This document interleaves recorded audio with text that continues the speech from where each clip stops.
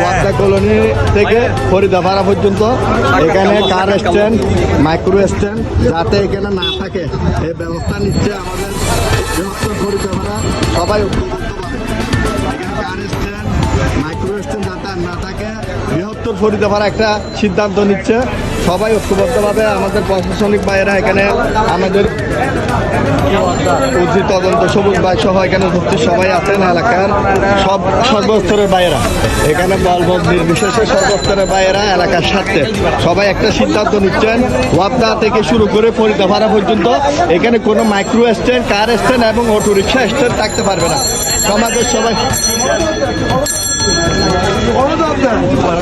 সমাজের সবাই ঐক্যবদ্ধ এখানে এলাকার স্বার্থে দলমত নির্বিশেষে সবাই একমত। এখানে কোনো মাইক্রো স্ট্যান্ড, কার স্ট্যান্ড এবং অটোরিকশা স্ট্যান্ড থাকতে পারবে না।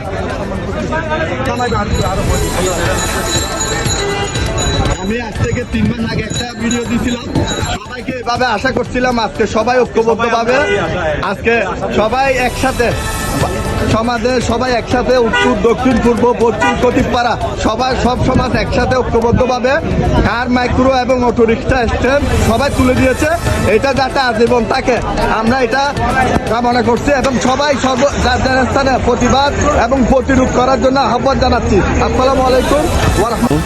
রাত করা গিয়ে এক সাইডে ফুটপাটের মতন রেডি হয়ে যাবে 5 দিয়ে নে সুন্দর করে মাইক্রো রেস্টুরেন্ট তো আল্লাহ মতো তোলার দিকে গিয়ে কত সুন্দর লাগে লাস্টটা বৃহত্তর ফরিদাপাড়া লাস্ট টাইপে বেশি চলাচল কিন্তু আর বক্তে ভাই মাই সকলের বেশি চলাচল ফুটপাটের মতন আনিব মানুষ ন পার্কিং এখন দুপুরের টাইম কিন্তু মানুষ কম, সন্ধ্যা হইলে প্রচুর মানুষ, সকালবেলা প্রচুর মানুষ থাকে। এই লাস্ট এই হাঁচারা কিনো বেশি সমস্যা করার এগুলো তো ডাস্টবিনকে ফেলে দিতাম ফুরিব, বাদ করে দিতাম ফুরিব।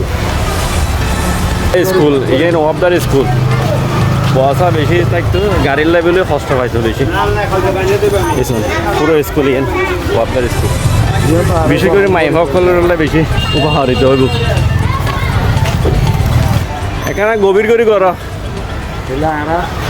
এখানে গভীর করে করো, সুন্দর করে করো।